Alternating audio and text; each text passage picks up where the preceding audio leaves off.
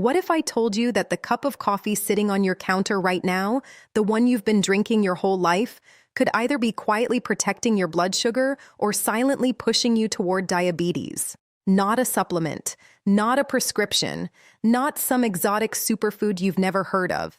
Just coffee. Here's the thing most people over 60 don't realize. Coffee isn't the problem. It's never been the problem. The problem is the when, the how, and the what you're putting in it. And today, I'm going to show you exactly what the latest science says, because this isn't just my opinion. Researchers from some of the world's top medical institutions have spent years studying the relationship between coffee and blood sugar in older adults specifically. The findings are remarkable, and almost nobody is talking about them the right way. I'm Dr. Sophia, and if you're here for the first time, this channel is about one thing: giving you the real, clear, science-backed information. And in this video, I'm going to walk you through the 3 coffee habits that are unknowingly spiking your glucose every single day. And then I'm going to show you the exact coffee routine that can help your body regulate blood sugar more effectively starting tomorrow morning. Stay with me until the end, because the last habit I share, the one about a specific 20-minute window before your meals, completely changed how I counsel my patients. It's that powerful. The big picture, why this matters for seniors. Before we get into the coffee specifics, I need you to understand something that your doctor may not have said to you directly. After age 60, your body's ability to manage blood sugar changes. Not because you did anything wrong, it's biology. Here's what happens. As we age, 2 key things shift in our metabolism. First, our muscle mass gradually decreases, and muscle is one of the primary tissues that absorbs glucose from the bloodstream. Less muscle means your body has fewer places to send that sugar after a meal. Second, the beta cells in your pancreas, the cells responsible for producing insulin, become less efficient over time. They're slower to respond. And when your pancreas is slow to the party, glucose lingers in your blood longer than it should. This is why the American Diabetes Association reports that adults over 65 are the fastest growing group receiving new diabetes diagnosis. 1 in 4 Americans over 65 has some form of diabetes, and an estimated half of all seniors have prediabetes, elevated blood sugar that hasn't yet crossed the clinical threshold, but is heading there. The quiet part of this story, most of those people have no idea. There are no dramatic symptoms at first, just a little more fatigue than you used to feel. A bit more thirst, some brain fog after lunch, and slowly, silently, the damage accumulates. Now, why am I telling you all this before we even talk about coffee? Because coffee, when used correctly, interacts directly with both of those age-related changes I just described. The compounds in coffee can help compensate for slowing insulin response. They can help muscles absorb glucose more efficiently, and they can slow the absorption of sugar from the food you eat. But, and this is critical only if you drink it the right way, if you're adding sugar to it, drinking it on an empty stomach, or having it at the wrong time of day, you are canceling out every single one of those benefits, and in some cases, actively making your blood sugar worse. But before we dive in, quick question for the comments section. What city or country are you watching from right now? I read every single comment, and I love knowing who is in this community with me. Let's break this down. The science behind coffee and blood sugar. Let me introduce you to 2 compounds most people have never heard of, even though they're drinking them every morning. The first is chlorogenic acid. Think of chlorogenic acid as your intestinal traffic cop. When you eat carbohydrates, bread, rice, fruit, anything starchy, those carbs break down into glucose and flood your small intestine where they're absorbed into the blood.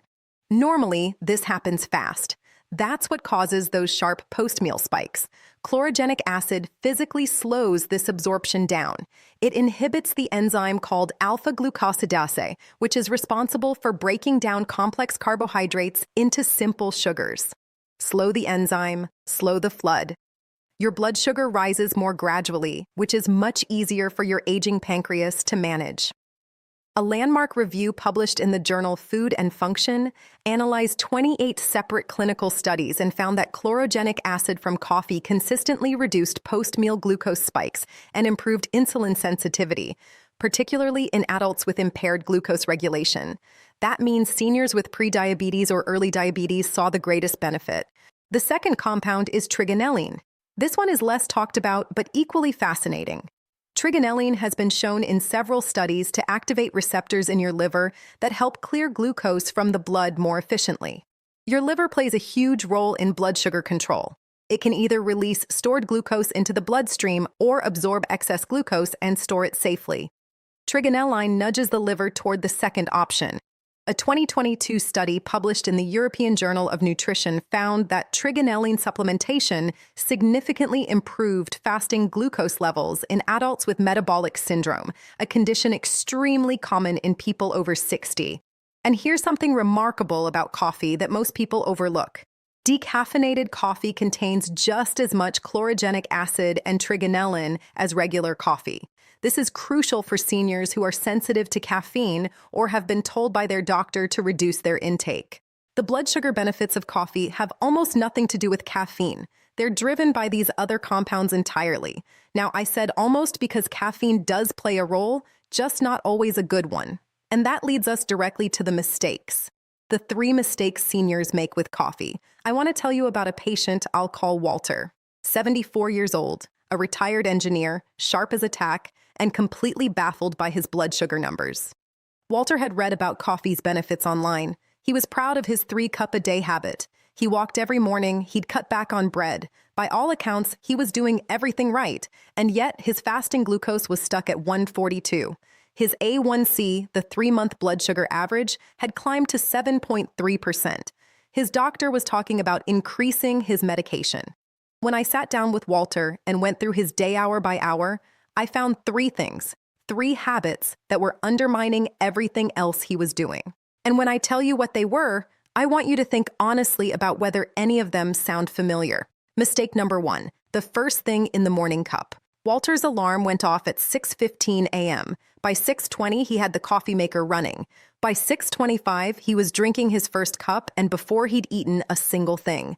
This feels perfectly normal. Millions of people do it. But here's what's actually happening in your body at that moment. From roughly 4 a.m. to 8 a.m., your body is in something called the dawn phenomenon. Your adrenal glands are naturally releasing cortisol, your wake-up hormone, which signals your liver to dump stored glucose into the bloodstream. This is your body's way of giving you energy to start the day. It happens whether you eat or not. Your fasting blood sugar is already elevated in the early morning hours. This is completely normal. Now, what does caffeine do? It stimulates those same adrenal glands and amplifies the cortisol response, which tells the liver to release even more glucose. A study published in the British Journal of Nutrition tracked continuous glucose monitors in healthy adults and found that drinking caffeinated coffee first thing in the morning before eating increased blood glucose by an average of 29 milligrams per deciliter compared to mornings when they didn't drink coffee. In people with insulin resistance, the spike was even higher. You haven't eaten a single bite of food. Your blood sugar is already elevated from the dawn phenomenon, and then you pour caffeine on top of it, amplifying the effect further. This is why so many seniors are confused when their fasting glucose is high in the morning, despite eating carefully the night before. It's not last night's dinner. It's this morning's coffee drunk at the wrong time on an empty stomach. The fix is simple, and I'll give it to you shortly. Before we continue, tell me your name and where you're watching from.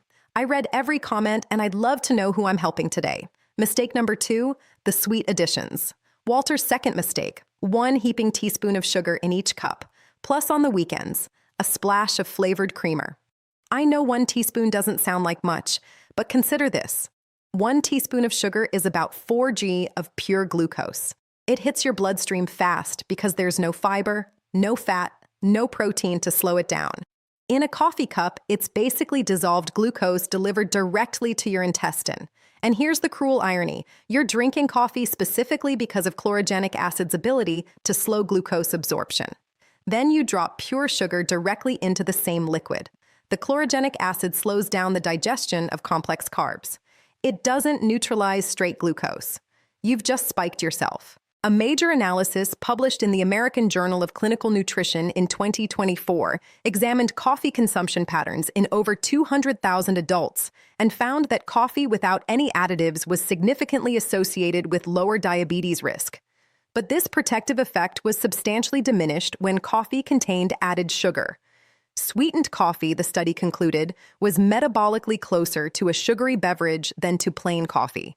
What about artificial sweeteners? This is where it gets interesting and a little uncomfortable. A growing body of research suggests that common artificial sweeteners like sucralose and aspartame can alter the gut microbiome, the community of bacteria in your intestines that plays a direct role in how your body handles glucose. A 2022 study published in Cell found that even short-term consumption of sucralose and saccharin caused measurable disruptions in the gut microbiome and impaired glucose responses in some participants. The research isn't fully settled, but there's enough evidence here that I tell my patients, if you want the full blood sugar benefit of your coffee, drink it plain. If that feels unbearable right now, try a small amount of pure stevia, the only sweetener that currently shows a neutral to slightly beneficial effect on gut bacteria and glucose metabolism. If you're still here with me and finding this helpful, take a moment to type 2 in the comments. It lets me know you're watching and getting value from this. Mistake number 3, the late afternoon or evening cup. Walter's third mistake was one I see constantly. He had a second cup at 3 while I p.m. and sometimes a third at 700 p.m. I've been drinking coffee all my life.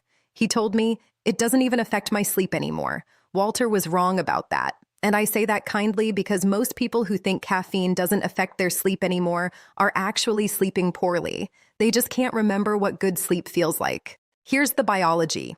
Caffeine's half-life in your body is between 5 and 7 hours. But here's what most people don't know. As we age, our liver enzymes that metabolize caffeine become less efficient. The half-life for many adults over 65 is closer to 8 or 9 hours. That 31 p.m. coffee, a meaningful amount of caffeine is still circulating in your brain at midnight. Why does this matter for blood sugar? Because the most critical time for glucose regulation is during deep, slow-wave sleep. This is when your body replenishes insulin sensitivity, repairs insulin receptors on your cells, and resets your metabolic hormones. Research published in Diabetes Care found that even a single night of poor sleep reduced insulin sensitivity the following day by up to 25%. Poor sleep raises cortisol, which raises glucose. It triggers hunger for high-carb foods the next day. It reduces the motivation to move. Sleep deprivation and blood sugar dysregulation feed each other in a vicious cycle that most seniors are unknowingly caught in, partly because of a late afternoon coffee habit that feels harmless. When I explained all 3 of these mistakes to Walter, he was quiet for a moment. Then he said, "So the coffee wasn't helping me. It was working against me the whole time." "Not entirely," I told him. "Coffee is still a powerful metabolic ally, but only when it's working with your biology, not against it." And I showed him exactly how to do that. 8 weeks later, his fasting glucose dropped from 142 to 118. His A1C went from 7.3% to 6.8%. His doctor described the improvement as remarkable without any change in medication. Let me show you what we changed. Before I share the exact coffee routine, if this is useful to you so far, do me a small favor and hit the like button. It helps this information reach more seniors who could genuinely benefit from it. And let me know in the comments, do you currently drink your coffee black or with something added? I read every comment and I'd love to know where you're starting from. All right, let's talk about what to do. This isn't a rigid protocol. It's a flexible framework based on your body's natural daily rhythms. There are 3 windows where coffee has been shown to work most powerfully for blood sugar control in older adults. Window number 1, the delayed morning cup, 45 to 90 minutes after waking. Step 1, when you wake up, do not reach for coffee. Drink a full glass of water first. Let your cortisol peak naturally and begin its gradual decline, which happens around 30 to 60 minutes after waking. Then eat something, specifically something with protein. This doesn't need to be elaborate. A soft-boiled egg, plain Greek yogurt, a small piece of cheese, even a handful of unsalted nuts. Why protein specifically? When you eat protein before caffeine, several things happen. First, amino acids from protein stimulate the release of glucagon like peptide 1, GLP-1, a hormone that enhances insulin's effectiveness and slows gastric emptying, meaning food moves through your digestive system more slowly. Second, protein blunts the cortisol response to caffeine, reducing the liver's glucose dump. Third, protein alone has almost zero impact on blood sugar, so you're providing your body fuel without a glucose spike. After your protein, then drink your plain black coffee. Here's a practical bonus. If you can add a quarter teaspoon of cinnamon to your coffee at this stage, do it. Ceylon cinnamon, not the cassia variety, contains compounds called proenidins that partially mimic insulin activity and have been shown in multiple clinical trials to improve fasting glucose. A meta-analysis published in the Journal of Diabetes Science and Technology found that daily cinnamon supplementation reduced fasting blood glucose by an average of 10 mg/dL in people with type 2 diabetes. That's not trivial, and it costs almost nothing. If you're still here with me and finding this helpful, take a moment to type one in the comments. It lets me know you're watching and getting value from this window. Number 2, the pre-meal coffee, 20 to 30 minutes before lunch. This is the window Walter had never heard of. I call it the metabolic prep window, and it's one of the most underutilized strategies for post-meal glucose control. About 20 to 30 minutes before your largest meal of the day, usually lunch for seniors, drink a small cup of plain black coffee. Here's what's happening during that 20-minute window. The chlorogenic acid and trigonelline are being absorbed into your intestinal lining. The alpha-glucosidase enzyme that breaks down carbohydrates is being partially inhibited. Your liver is being primed to manage incoming glucose more efficiently. Then when you eat your lunch, you're eating into a primed metabolic environment.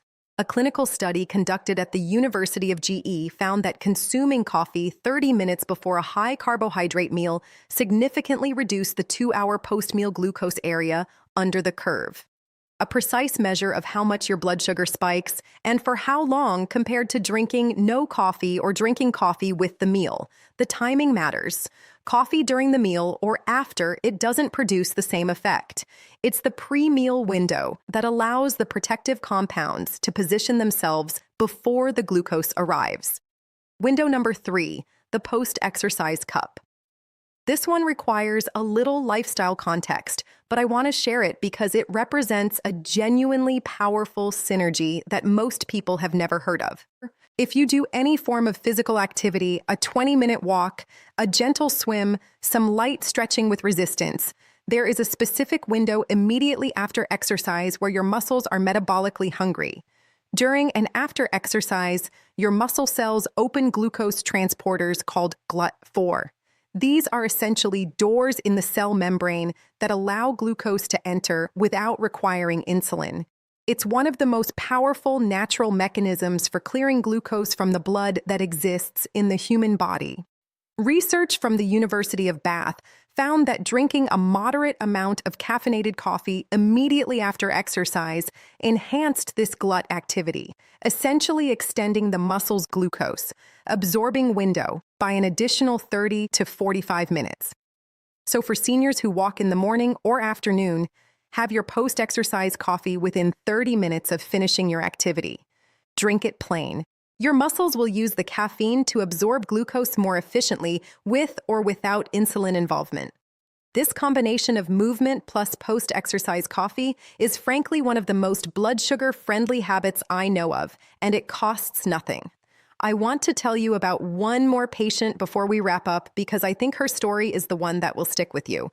Margaret was 69, a retired librarian. She came to me not because she'd been diagnosed with diabetes. Her numbers were still in the pre-diabetes range, but because she'd watched her husband go through the disease for 12 years and she was terrified of following the same path.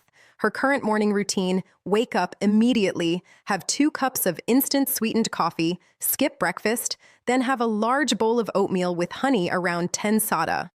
Afternoon coffee with a biscuit. Evenings, chamomile tea with sugar. Her fasting glucose was 118. Her A1C was 6.1%. Not diabetic, but clearly trending in that direction. We made 5 changes to her coffee habit. No medication adjustment, no radical diet overhaul. 1. Switched from instant sweetened coffee to fresh ground, plain. 2. Moved the morning coffee back by 60 minutes, eaten after a boiled egg. 3. Introduced a small pre-launch coffee 25 minutes before eating. 4. Eliminated the afternoon coffee entirely and replaced it with a short 20-minute walk. 5. Added a post-walk herbal tea in the evening with no sweetener. 12 weeks later, her fasting glucose was 98 normal. Her A1C dropped to 5.7%. She called my office to tell me she felt, in her words, like I got 10 years back. Her energy was better. Her brain fog had cleared. She was sleeping more deeply. Margaret didn't reverse prediabetes with medication. She reversed it by aligning her coffee habits with her biology. Before I close, I want to say something clearly because I think it matters. Everything in this video is grounded in published clinical research, but everyone's body is different. If you're currently on diabetes medication, metformin, insulin, GLP-1 agonists, or anything else, please do not change your dosage or stop taking anything based on this video. Share what you've learned here with your physician. Use it as a starting point for a conversation, not as a substitute for medical care. A few other individual considerations. If you experience heart palpitations, trembling, increased anxiety, or disrupted sleep from coffee, you may be a slow caffeine metabolizer. This is determined by a genetic variant in the CYP1A2 enzyme. For slow metabolizers, I recommend capping at 1 cup of regular coffee per day or switching entirely to high-quality decaf, which retains the chlorogenic acid and trigonelline that produce the metabolic benefits. If you have GERD, acid reflux, or a sensitive stomach, drink your coffee after food, not before. The pre-meal window strategy can be modified. Drink your coffee with rather than before your meal if you have stomach sensitivity. If you have kidney disease or have been advised to limit certain compounds, check with your nephrologist about coffee intake before making any changes. The goal is to find your personal version of this framework, not to follow it rigidly regardless of how your body responds.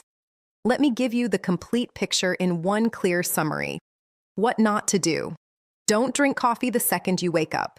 Your cortisol is already peaking. Don't add sugar of any kind.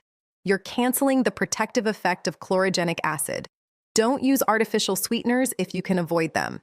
Use a small amount of pure stevia if you need sweetness. Don't drink coffee after 2:00 p.m. if your sleep is compromised. Don't rely on instant or sachet coffee. Choose fresh ground when possible. What to do? Wake up, drink water, wait 45 to 90 minutes.